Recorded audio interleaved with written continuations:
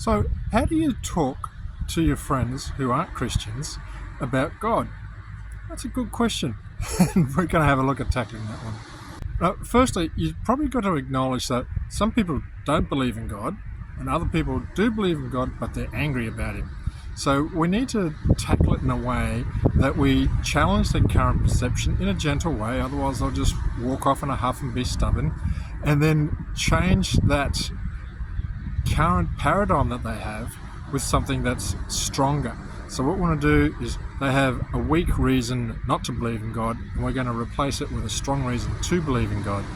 And one of the best tools that I find to be able to do that is to think about yachts and oceans. Okay, what is that all about?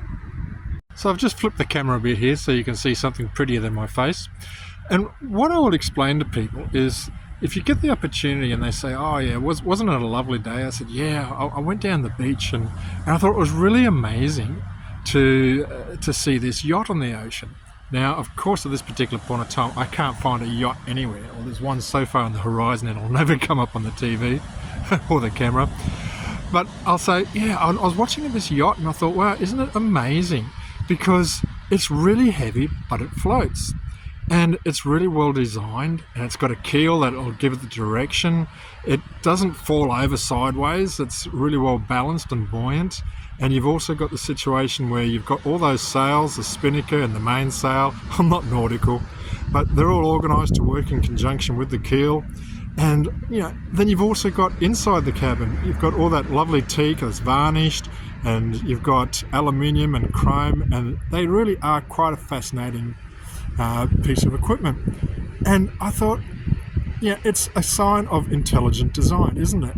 And he explained that to them and said, it wasn't like just suddenly magically appeared or evolved, as they would say in evolution.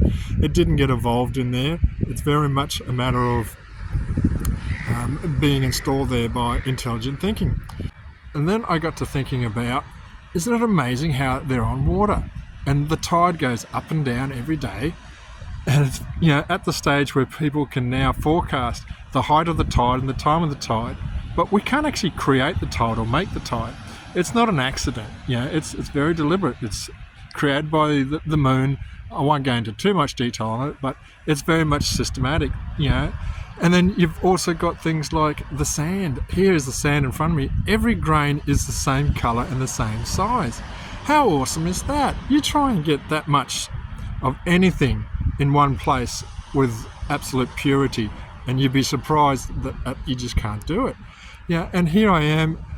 You probably can't see it, but there's a small estuary here. So the fish come in, the fish go out, the birds eat the fish eat the little things like crabs and such. It's all very much integrated and systemized. And to me, that is very much evidence that it's an intelligent design. You can't tell me that it's evolution. It just doesn't wash with me.